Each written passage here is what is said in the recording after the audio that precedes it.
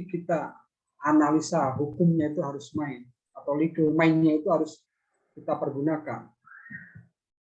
Jadi dugaan pasal tersebut kita konfirmasi atau konfrontasi kepada klien kita yang tentunya mungkin masih disangka atau sudah ditetapkan jadi tersangka di situ. Betul nggak? Perbuatannya seperti apa? Kronologinya seperti apa? Nah, kita sinkronkan dengan unsur-unsur yang ada dalam pasal tersebut. Kalau dirasa, oh ini ternyata kok tidak masuk unsur seperti ini. Ya kan? Contoh tadi saya sampaikan, penggelapan ke pencurian. Atau utang-utang ke penipuan yang sederhana saja. Nah, itu kan kita bisa ketahui, selain daripada keterangan dari terdakwa, yang itu mungkin kevalitannya belum dapat dipastikan ya, tapi kita bisa analisa lagi masuk ke dalam. Sebelum persidangan dimulai, kita kan punya hak untuk menerima salinan berita acara pemeriksaan yang isinya lengkap di situ. Keterangan terdakwa, saksi, bukti-bukti yang. Nah, di situ kita minta. Setelah kita minta, kita analisa apa uraiannya, mana fokus di deliknya, mana unsur yang ditekankan oleh penegak hukum lain atau jaksa atau penyidiknya, itu akan ketahuan, akan kelihatan. Contoh dalam hal, oh ini kan perkara yang dilaporkan ini bukan penipuan, bukan 378, tapi utang piutang. Nah, tahunya dari mana? Dari berita acara pemeriksaan yang isinya lengkap di situ. Ya kan? Kalau penipuan itu pure murni penipuan, tapi kalau awalnya didasari dengan perjanjian, itu masuk ke penipuan. Nah, itu untuk analisanya, analisa hukum. Nah, selain itu kita berperan juga di dalam persidangan, sebelum persidangan ya tolak ukur analisanya di situ. Nah, yang terakhir, ketika kita sudah mendapat referensi itu tadi, fakta hukum sementara kita sampaikan di persidangan, baik di pembuktian maupun di pembelaan. Jadi itu akan kita uraikan. Oh, ternyata ini bukan penipuan, tapi ini utang piutang. Perkara ini masuk ke perjanjian yang tadinya terjerat atau ditahan bisa bebas itu kan gitu. Sederhananya seperti itu untuk Mbak Manuk ya. Ada lagi Mbak moderator, maaf, atau mau ditanggapi? Gimana, Mbak Menur, apakah sudah terjawab atau ada tanggapan lain? Baik, sudah terjawab Pak Dika. Jadi harus mengerti mengenai analisa hukumnya dan juga nanti ada sinkronisasi, begitu ya Pak. Terima kasih banyak atas jawabannya Pak Dika.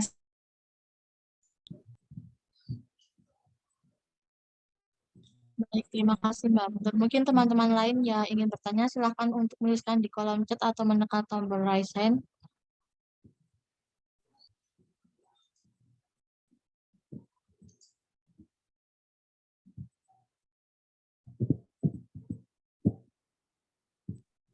Untuk Saudara Gali, silakan untuk untuk diperbolehkan on cam dan mengajukan pertanyaannya. Silakan. Ya, Assalamualaikum warahmatullahi wabarakatuh. Pertama mohon izin saya nggak bisa on cam ya karena lagi di jalan.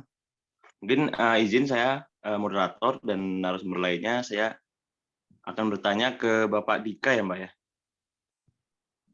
Izin Bapak Dika, saya Galih, mahasiswa semester 5 di Universitas NU di Purwokerto.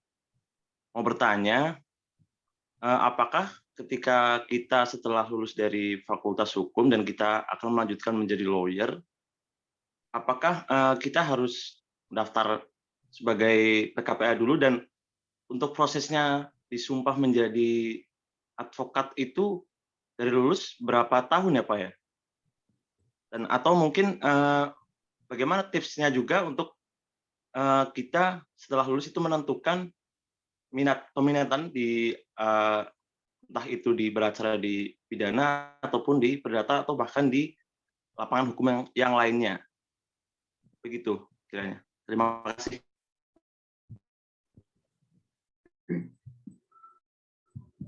Ya, langsung saya jawab aja ya, Mbak moderator ya. Iya, silakan Pak. Terima kasih untuk Mas Galih di Batu Randen ya, Purwokerto ya. Jadi begini, untuk jenjang karir penasihat hukum itu berbeda dengan jenjang karir penegak hukum yang lain. Kalau untuk jaksa, hakim, atau kepolisian itu tentunya itu kan melalui jalur CPNS. Tapi untuk advokat, di situ kan jelas kita harus menempuh pendidikan khusus dulu. Setelah melakukan pendidikan khusus, di situ ada ujian. Setelah ujian, profesi advokat ditentukan kita harus magang selama 2 tahun.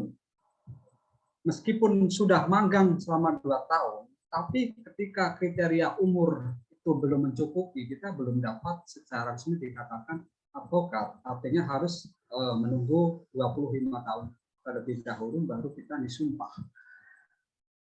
Jadi secara sederhana seperti itu.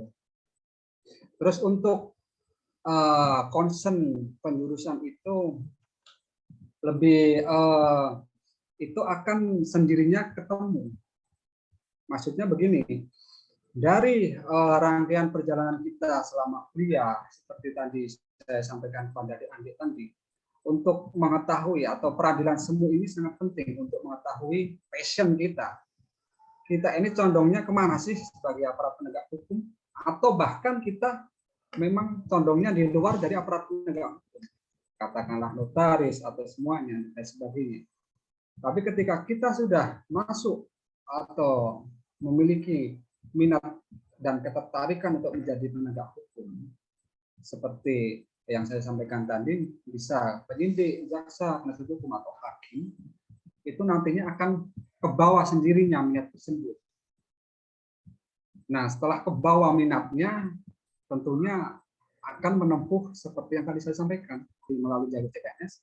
Kalau yang menjadi hakim seperti tadi, itu harus, itu kan ada seleksi tersendiri gitu kan. Dan setelah kita menapaki mempunyai passion, kita akan ditunjang lagi nanti. Tantangan kita menjadi lawyer itu kekhususannya ini di mana? Corporate kah, perdata kah? Itu naluri sih. Naluri. Artinya naluri itu ya seiring berjalannya waktu dan pengalaman itu akan terbentuk tersendiri. Paling seperti itu dari untuk jawaban berkaitan dengan jenjang karir dan concern atau ketertarikan dalam penanganan perkara itu ke ranah mana, seperti itu. Seperti itu, Mbak Moderator. Terima kasih Pak. Apa sudah terjawab Mas Galih? Atau ada tanggapan lainnya? Terima kasih sebelumnya jawabannya dari Bapak Dika ya. Izin Pak, kalau misal saya mau nanya lagi boleh nggak Mbak? Satu kali lagi. Atau udah ini ya, cuma satu pertanyaan. Gimana Mas, suaranya putus.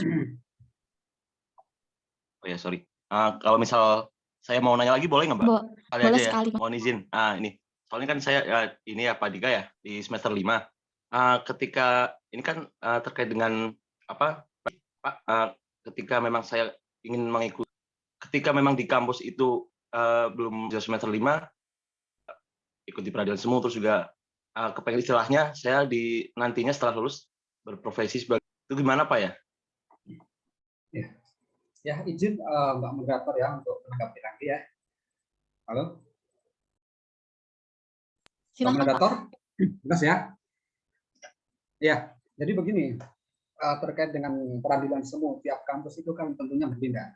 Akan tetapi berkaitan dengan materi atau mata kuliah peradilan lanjutan dari materi praktek hukum di Fakultas Hukum. Hanya apa ya, PLKH atau pelatihan kementerian hukum namanya, tapi esensinya sama, kita berpraktik di situ untuk dan profesinya sedini mungkin, atau setidaknya kita tahu. Untuk cara masuk tentunya itu kalau yang tergantung daripada kami tidak seperti apa nanti bisa dijelaskan oleh Mbak ini kan. Terus untuk yang contoh kalau di kampus saya itu ada materi atau mata kuliah wajib hukum, tapi untuk kompetisi peradilan sendiri ada seleksi lagi, kita mendaftar di situ. Ya, itu tergantung penyelenggaranya seperti itu. Tapi untuk tapi adanya ini hanya sebatas menjadi materi hukum, ada lanjutannya atau ada wadahnya yang sudah menaungi. Contoh kayak Badan Peradilan Semu ini tidak yang dilanjutkan di komunitas, yang tujuannya nanti akan mencetak mahasiswa-mahasiswa yang membawa kampus Tidar ini. Seperti itu dari saya, Mbak Mas Galih ya. Gimana Mas Galih, apa masih ada tanggapan lagi? Saya rasa cukup sih, Mbak. Terima kasih Bapak Dika atas jawabannya, sangat membantu sekali bagi saya mahasiswa semester. Ya, terima kasih Mas Galih. Untuk pertanyaan yang ketiga ada dari Mas Arisal. Silakan Mas Arisal dapat on mic dan mengajukan pertanyaannya. Iya, terima kasih. Selamat pagi. Assalamualaikum warahmatullahi wabarakatuh. Waalaikumsalam Mas. Iya, perkenalkan saya Ijal, tertarik dengan yang dipaparkan oleh Bapak Dika. Saya tadi sedikit melihat mengenai profil dari Bapak. Mohon izin Bapak, Bapak pernah menjadi Head of Filing Document. Ketikanya filing dokumen itu dalam dunia profesi hukum. Mungkin itu saja Bapak Dika dari saya, Rid. Baik, terima kasih. Silakan Pak Dika. Terima kasih Mas Rizal ya, semester 2 ya, dari kampus mana ini ya? Dari Universitas Sadoleu. Ya, baik. Untuk seberapa pentingnya dokumen hukum atau ya yang tertera dalam CV itu kan sebetulnya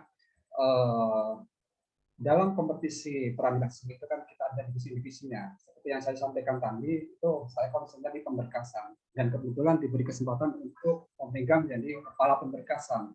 Di situ kita bertanggung jawab berkaitan dengan berkas penyidikan, penuntutan, penasihat hukum, dan juga majelis hakim dalam kompetisi Mahkamah Agung itu. Jadi ketika kita sedini mungkin sudah diperkenalkan berkaitan dengan administrasinya, seperti apa sih penyidikan itu, mulai dari pemeriksaan penyelidikan, tahan, dan sebagainya yang sudah kita ketahui. Terus kita juga masuk ke kejaksaan, bagaimana menyusun dakwaan, bagaimana petunjuk pelaksana dan petunjuk teknisnya dalam penyusunan dakwaan pengadilan, kita sudah tahu seperti mungkin, akan memudahkan kita dalam berpraktek nantinya setelah usai kuliah. Apalagi untuk Mas Rizal dan teman-teman ini yang mungkin notabene mayoritas masih mahasiswa, apalagi semester 2 itu sangat harus sedini mungkin mulai belajar dan mengetahui berkaitan ketinggalan sekali gitu kan. Artinya ada beberapa waktu yang terbuang untuk hal-hal yang kurang berguna. Begitu juga untuk adik-adik mahasiswa semuanya gitu. Makanya dari tadi saya sampaikan betapa pentingnya wadah atau organisasi yang untuk menjadi seorang penegak hukum. Ya. Untuk jawaban pertanyaan yang ketiga, Mbak Moderator. Bagaimana Mas Arizal, apakah sudah terjawab? Iya, dan semakin tertarik untuk menggeluti. Izin bertanya lagi boleh, Kak? Iya, silakan Mas. Iya, jadi Bapak Dika, izin bertanya juga, mohon waktunya Kak. Kebetulan saya juga sering dengan pengadilan yang berkaitan dengan HAM gitu. Nah, saya suka lihat misalnya kayak dia butuh referensi, disebutnya jurisprudensi mungkin ya. Nah, pertanyaan saya sederhana. Jadi ketika filing dokumen menjadi batas umur dokumen itu berapa gitu loh Kak? Di dalam film yang saya tonton dan John Grisham gitu saya baca, kayaknya memang mau dunia lawyer atau dunia hakim itu ada perpustakaannya kasus yang sedang ditangani gitu. Namun kalau saya sih sebagai orang yang baru belajar kayaknya ini penting nih. Berapa lama ya Pak? Itu aja mungkin dari saya. Mudah-mudahan bisa dimengerti Pak Dika dan Kak. Ya. Silakan ya, Pak. Ya mungkin kebingungan dari Mas Rizal itu juga saya rasakan. Sebetulnya saya juga bingung berkaitan dengan pertanyaannya itu poinnya di mana gitu loh, filmnya, dokumennya, batas usianya. Batas usianya Pak, izin Pak. Jadi batas usianya itu berapa lama gitu Pak? Yang diperkenankan dalam dunia praktik. Ya, jadi langsung saja ya untuk Mas Rizal, saya kira berkaitan dengan referensi filmnya. Kalau referensi filmnya kan saya kurang begitu mengikuti. Punya kalau selain daripada ketentuan pensiunnya kisaran 58 sampai 60 untuk batas umurnya, kita tua semakin kita semakin kita tua semakin matang. Artinya tidak ada batasan untuk kita dalam berpraktek. Seperti itu. Tapi kita ada batas minimal untuk melakukan praktek. Paham ya di situ ya? Batas minimal kita melakukan praktek ya tolak ukurnya apakah kita sudah disumpah profesi. Dan ada berita acara sumpahnya, basnya itu senjata kita pertama kali dalam praktek dan KTA-nya. Sederhananya seperti itu. Seperti itu untuk pertanyaan tadi, Mbak Moderator. Ya, baik Pak, terima kasih. Untuk Mas Arisal, apakah sudah terjawab? Iya, terima kasih. Sebenarnya yang saya tanyakan Pak Dika izin, jadi kan filing dokumen ini kan penting gitu, maksudnya kayak kita habis menanganin kasus kan dokumen itu kan pasti disimpan gitu di perpustakaan law firm kita atau mungkin di di pengadilan. Nah, sebenarnya usia dokumen itu berapa lama sih gitu, Kak Dika? Izin di situ sebenarnya pertanyaan saya. Cuman nggak apa-apa. Terima kasih atas waktunya Kak dan Pak Dika. Terima kasih.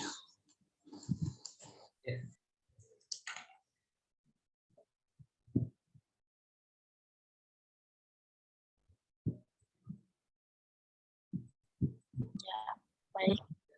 Ya, untuk Pak Moderator. Halo. Gimana Pak? Izin untuk sedikit menanggapi. Kebingungan dari Mas Rizal tadi ternyata berdampak pada jawaban yang saya sampaikan juga kurang pas, kan seperti itu. Tadi disampaikan bingung, jadi saya pun juga untuk menjawabnya juga bingung dari mana katanya batas usia kita berpraktek. Ternyata sudah dijawab itu batas dokumen. Tapi kalau untuk batas dokumen filing di pengadilan itu lebih tepatnya ditanyakan di materi selanjutnya. Jadi pengarsipannya bagaimana dan lain sebagainya itu kan tergantung instansinya. Kalau kita kan untuk arsip pribadi atau arsip kantor atau law firm saja. Seperti itu. Tapi untuk instansi yang lain di luar penasihat hukum itu menjadi domain dan yang lebih detail mengetahui daripada itu ya penegak hukum yang lain. Baiknya nanti ditanyakan untuk sesi selanjutnya. Begitu paling Mas Rizal. Paling itu dari saya, Mbak siapa? Moderator ya. Apakah masih ada pertanyaan lagi atau sudah cukup? Baik Pak, terima kasih. Untuk teman-teman semua, karena keterbatasan waktu yang sudah melebihi, kita tutup sesi diskusi pada siang hari ini. Untuk kami dari BPS Tidar Muda akan memberikan penyerahan kenang-kenangan kepada Pak Dika berupa sertifikat dari BPS Tidar Muda yang akan diwakilkan oleh Saudara Niko. Untuk teman-teman media bisa dipersiapkan untuk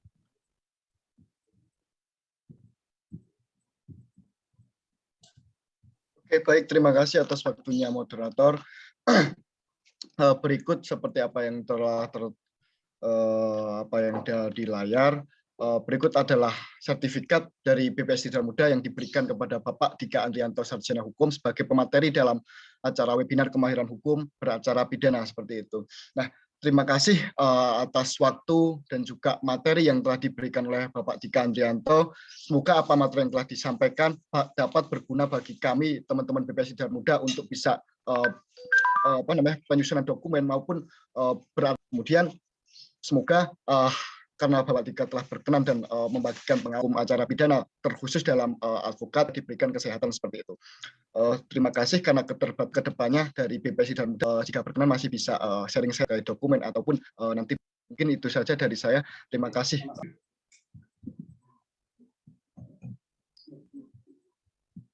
Terima kasih atas penyampaian materi yang menarik sudah hadir di acara webinar pada siang hari ini.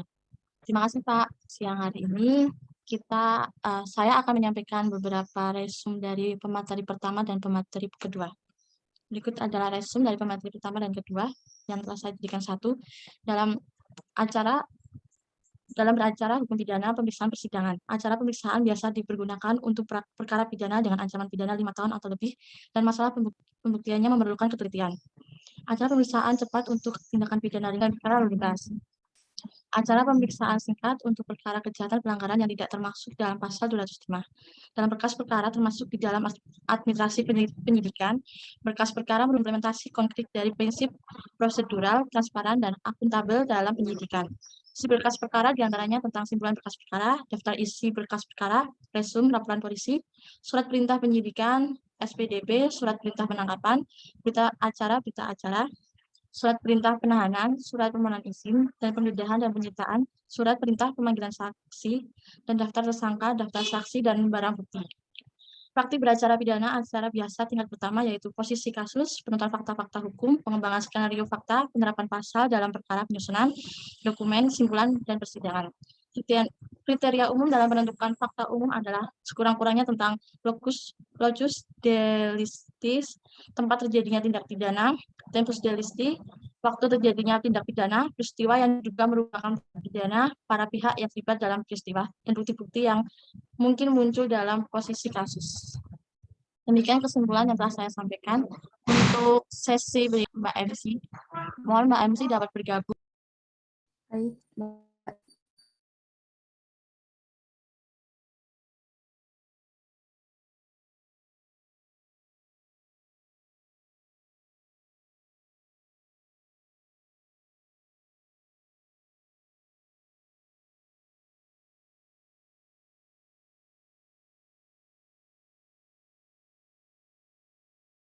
Untuk teman-teman semua bisa on cam karena kita ada sesi games. Untuk merefresh tadi dari pemateri pertama dan pemateri kedua, kita ada pertanyaan. Untuk yang cepat-cepat menjawab bisa raise hand ya.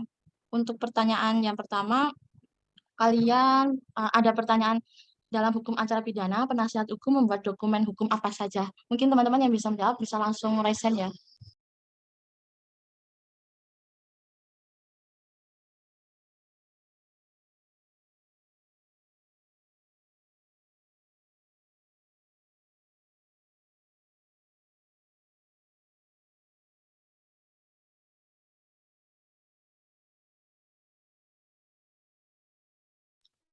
BTW teman-teman ini ada hadiahnya loh. Nanti yang bisa cepet-cepetan untuk menjawab nanti bisa langsung menghubungi panitia untuk mendapatkan hadiahnya.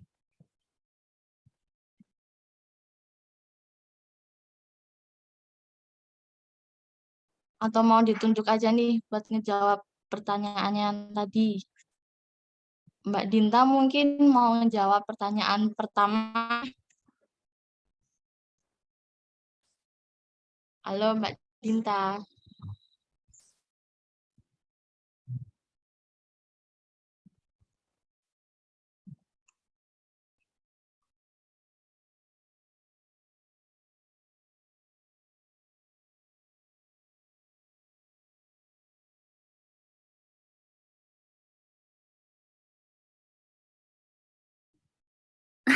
Oke, aku ya. Oke, aku ulangi Seingat pertanyaannya ya Mbak. itu kan penasihat hukum kan? Iya, dalam hukum acara pidana penasihat hukum membuat dokumen apa saja? Ya. Oke, kalau seingat aku itu pasti ada surat kuasa khusus. Terus tadi itu ada keberatan atau eksepsi. Terus ada buat pembuktiannya, terus pledoi atau pembelaan, dan ada tanggapan atau jawaban atas dari pembelaan itu. Itu sih. Ya, jawabannya benar Mbak. Nanti boleh ya Mbak menghubungi panitianya buat nagih hadiahnya. Untuk pertanyaan kedua boleh disampaikan sama. Ya, pertanyaan kedua itu apa saja kriteria umum menentukan fakta hukum? Ayo teman-teman silakan yang mau jawab. Nanti kalau yang bisa jawab bakal dapat hadiah dari panitia loh. Aku ulangi lagi ya pertanyaannya. Apa saja kriteria umum dalam menentukan fakta hukum?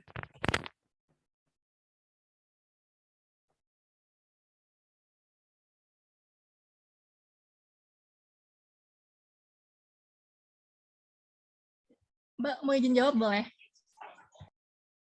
Boleh Mbak Mutiara. Silakan. Pertanyaannya kriteria umum dalam menentukan fakta hukum kan? Ya, benar sekali. Jawabannya itu ada 5. Yang pertama ada locus, tempus, terus peristiwa yang diduga merupakan tindak pidana, terus para pihak yang terlibat dalam peristiwa, sama yang terakhir ada bukti-bukti yang mungkin muncul dalam posisi kasus.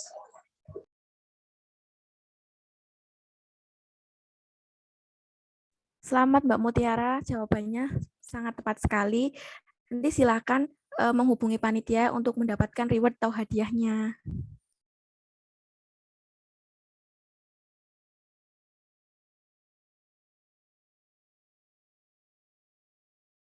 Oke, izin mengambil alih acara. Setelah adanya sesi game, izin menginformasikan bahwa akan ada waktu isoma sampai pukul 12.50 waktu Indonesia Barat. Untuk itu, teman-teman jangan lupa bergabung kembali pada pukul 12.50 ya. Demikian pemaparan materi dalam sesi 1. Terima kasih kepada teman-teman yang sudah bergabung pada webinar siang hari ini. Sekian dari saya. Wassalamualaikum warahmatullahi wabarakatuh. Jangan lupa join kembali ya teman-teman semua.